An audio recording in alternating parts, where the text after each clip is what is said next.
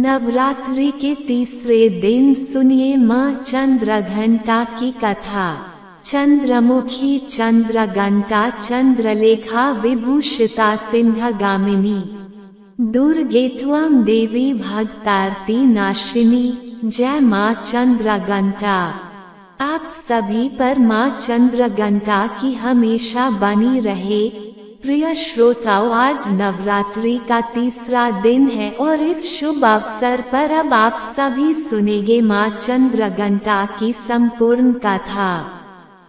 माँ दुर्गा के 9 स्वरूपों में तृतीय रूप में पूजित माँ चंद्रघंटा का स्वरूप अद्भुत, तेजस्वी और दिव्य है। उनका नाम चंद्रघंटा उनके मस्तक पर सुशोभित अर्धचंद्र के कारण पड़ा, जो घंटे के आकार का प्रतीत होता है। उनकी इस स्वरूप की उपासना करने से साधक को साहस, निर्भयता और आध्यात्मिक चेतना की प्राप्ति होती है। माँ चंद्रघंटा का ये स्वरूप हमें साहस, शक्ति और विजय का संदेश देता है। माँ की कृपा से भय दूर होता है और साधक को दिव्य आभा प्राप्त होती है। पौराणिक कथा के अनुसार जब देवी पार्वती ने कठोर तपस्या कर भगवान शिव को पति रूप में प्राप्त किया, तब उनका विवाह एक सामान्य गृहस्थ की तरह नहीं बल्कि एक योगी और महादेव के अनुरूप होना निश्चित हुआ। भगवान शिव जब बारात लेकर कैलाश से निकले तब उनका रूप अत्यंत भयंकर था। वे गले में सर्प धारण किए हुए, शरीर पर भस्म लगाए हुए रुद्र रूप में थे। शिवगण भी अघोरी, भूत, प्रेत और पिशाचों के रूप में उनके साथ साथ चल रहे थे। राजा हिमालय और देवी पार्वती की माता मैना ने जब ये भयानक रूप देखा तो वे भयभीत हो गए। तब माता पार्वती ने अपनी दिव्य शक्ति रूप को प्रकट किया।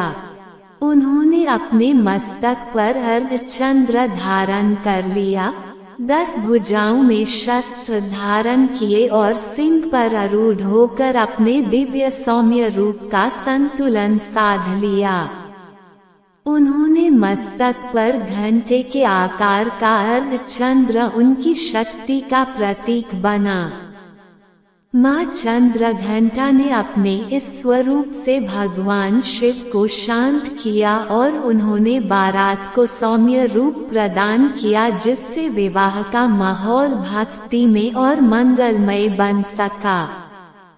इस प्रकार माँ चंद्रघंटा का अवतरण हुआ, जिनकी पूजा से सभी भय और नकारात्मक शक्तियाँ समाप्त हो जाती हैं। प्राचीन काल में चंपावती नगर के राजा चंद्रकेतु अपने न्यायप्रिय शासन के लिए प्रसिद्ध थे, लेकिन एक बार उन्होंने अज्ञानता में एक तपस्वी ऋषि का अपमान कर दिया। क्रोधित होकर ऋषि ने राजा को श्राप दिया कि उनका राज अराजकता और भय से भर जाएगा। राजा ने क्षमा याचना की। तब ऋषि ने कहा कि केवल माँ चंद्रघंटा की कृपा से ये श्राप समाप्त होगा। ऋषि के श्राप के प्रभाव से चंपावती नगरी में असुरों और दुष्ट शक्तियों का प्रभाव बढ़ गया। प्रजा भयभीत थी, व्यापार ठप हो गया और अन्न जल संकट में आ गया। चारों ओर हाहाकार मच गया। राजा चंद्रकेतु स्वयं भी मानसिक कष्ट और दुष्ट स्वप्नों से घिर गए। राजा ने पुनः उस ऋषि की शरण ली, जिन्होंने उन्हें ये माँ चंद्रघंटा की आराधना का उपाय बताया। उन्होंने कहा, राजा ने नवरात्रि के तीसरे दिन माँ चंद्रघंटा की साधना करो। उनके घंटे की दिव्य धुनी तुम्हारे राज्य के समस्त संकटों को नष्ट कर देगी। राजा ने अपने मंत्रियों और पुरोहितों के साथ मां चंद्रघंटा की कठोर तपस्या शुरू की। नवरात्रि के तीसरे दिन जब मां की स्तुति की गई तब आकाश में दिव्य प्रकाश प्रकट हुआ। मां चंद्रघंटा स्वर्णिम आभा के साथ सिंह पर विराजमान प्रकट हुई। उनके घंटे की ध्वनि से समस्त नकारात्मक शक्तियां नष्ट होने लगी। मां चंद्रघंटा के प्रकट से चंपावती नगर में फैली अराजकता समाप्त होने लगी।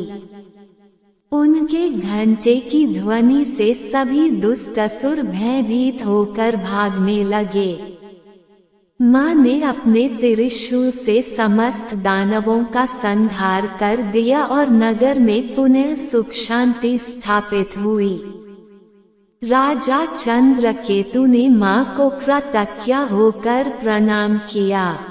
मां चंद्रघंटा ने उन्हें आशीर्वाद दिया कि जो भी सच्चे हृदय से मेरी आराधना करेगा उसका जीवन निर्भयता, शांति और समृद्धि से परिपूर्ण होगा।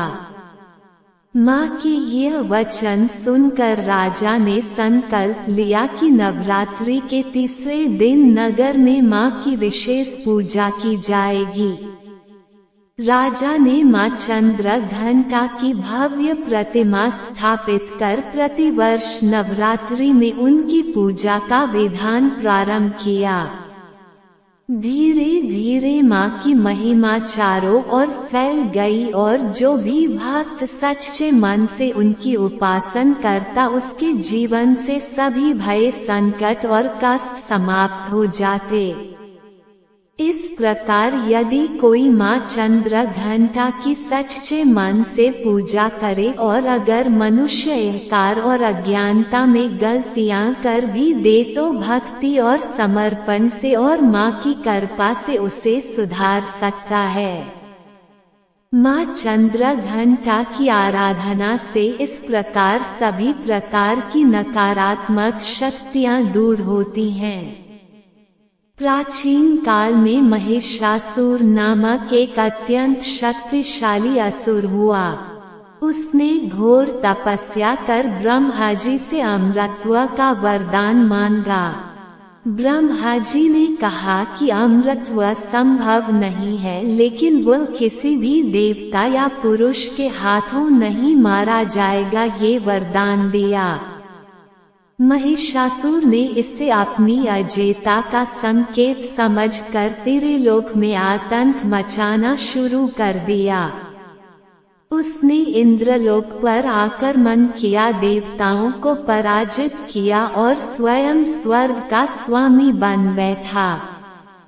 भयभीत देवता भगवान विष्णु और शिव जी के पास पहुँचे और महिषासुर के विनाश का उपाय पूछा। तब सभी देवताओं की ऊर्जा से एक अद्भुत शक्ति प्रकट हुई। ये शक्ति देवी दुर्गा का तेजस्वी रूप थी, लेकिन जब उन्होंने देखा कि महिषासुर छल और क्रूरता से आक्रमण कर रहा है तब वे एक औरत के रूप में प्रकट हुई। मां चंद्रघंटा तब उनके मस्तक पर अर्धचंद्र था जो घंटे के समान प्रतीत होता था। उनका दिव्य रूप अत्यंत तेजस्वी था और उनकी 10 भुजाओं में अस्त्र शस्त्र चमक रहे थे। वे सिर पर आरूढ़ होकर रणभूमि में गर्जना कर रही थी। मां चंद्रघंटा ने महिषासुर को युद्ध के लिए ललकारा।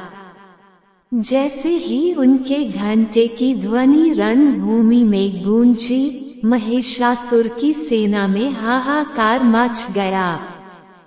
मां ने अपने त्रिशूल से कई असुरों का संहार कर दिया। उनके घंटे की ध्वनि से असुर भयभीत होकर भागने लगे। महिषासुर ने कई बार रूप बदले, कभी सिर, कभी हाथी तो कभी भयंकर राक्षस, लेकिन मां हर बार उस पर प्रहार करती रही। अंत में जब महिषासुर ने एक भयंकर भैंसे का रूप धारण कर मां पर आक्रमण किया तो उन्होंने अपनी तलवार से उसका सिर धड़ से अलग कर दिया। इस प्रकार मां चंद्रघंटा के पराक्रम से महिषासुर का अंत हुआ और देवताओं को पुनः स्वर्ग का अधिकार प्राप्त हुआ। कथा समाप्त हुई। सभी मिलकर प्रेम से बोलिए चंद्रघंटा मैया की जय। अगली कथा में आप सभी मां कुष्मांडा की कथा विस्तार पूर्वक सुनेंगे। उम्मीद है आपको वीडियो पसंद आई होगी। वीडियो को लाइक जरूर कीजिएगा। कल फिर मिलते हैं एक नई वीडियो के साथ। तब तक जय माता दी। राधे राधे।